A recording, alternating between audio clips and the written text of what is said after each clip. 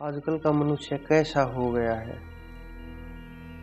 इसके अंदर जो जो गुण थे, कर्तव्य परायणता, सत्य, अहिंसा, त्याग, तपस्या, प्रेम, भाईचारा, अपनापन,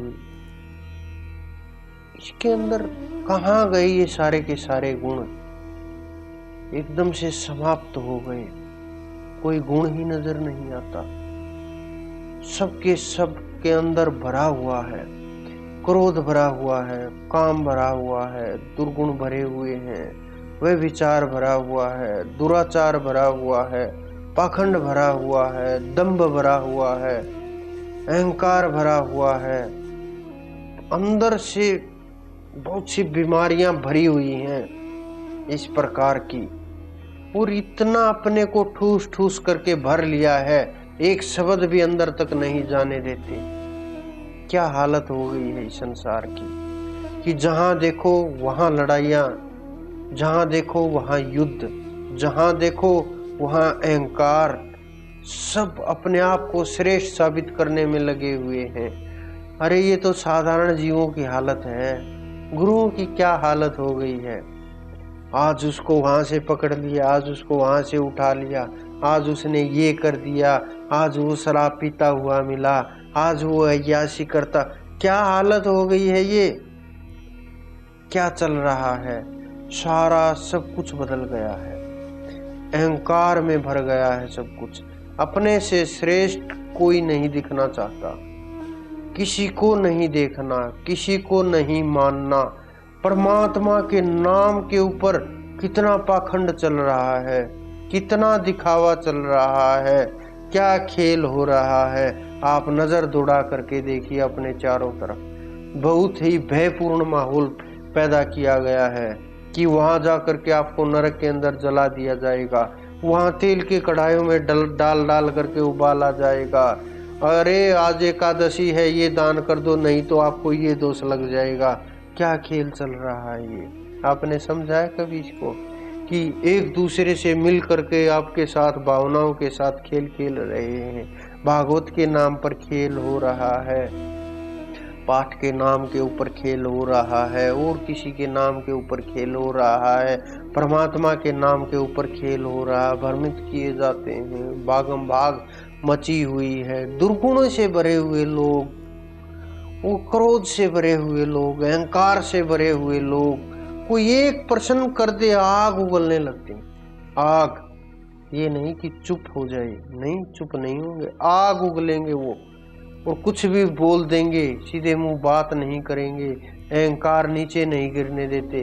भजन के नाम के ऊपर क्या है उनके पास, जरा उनको झिझोड़ करके देखिए, कुछ नहीं मिलेगा। भजन के नाम के ऊपर, स्मरण के नाम के ऊपर, चढ़ाई के नाम के ऊपर क्या है उनके पास? कुछ भी नहीं, बस वस्त्रों का ढेर है, बदल बदल करके खेलते रहते हैं। इससे ज्यादा क्या है? आश्रमों की लाइनें होंगी और छोटी मोटी चीजें होंगी, और कुछ नहीं मिलेगा।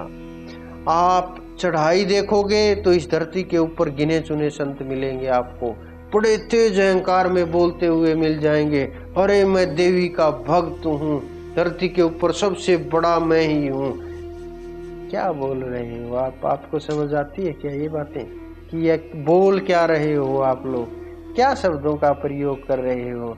अरे आप तो उस स्थिति तक भी नहीं गए हो जहाँ हमारे सिद्धों का वास है, जहाँ परम तत्व का वास है, जहाँ से गुरु उतर करके आते हैं। आप तो वहां तक पहुंचे भी नहीं हो, आपकी तो सोच भी नहीं है, आपकी तो चढ़ाई भी नहीं है।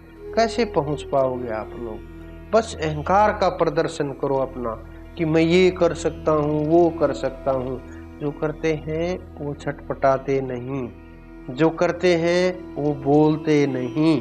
जो सिद्ध है उन्हें मुंह खोलने की आवश्यकता नहीं होती, उनको पता है वो किस स्थिति में है। और अगर आपके पास वो नजरें हैं तो आप भी देख सकते कि कौन किस स्थिति में है, कौन क्या है, किसको क्या जानकारी है। छोटी मोटी सिद्धियां हो जाने से कोई उस स्थिति में नहीं पहुंच जाता, कोई परम तत्व तक नहीं पहुंच जाता। कम से कम इंसान को इंसान तो बने रहने दो। कम से कम इंसान को इंसानियत का तो उपदेश दो। जब आप लोगों की ये हालत है तो आपके शिष्यों की क्या हालत होगी, लोगों की क्या हालत होगी, समाज की क्या हालत होगी, धर्म की क्या हालत होगी। क्या चल रहा है ये खेल धर्म के साथ, धर्म के नाम के ऊपर क्या चल रहा है ये आपने गौर किया है कभी?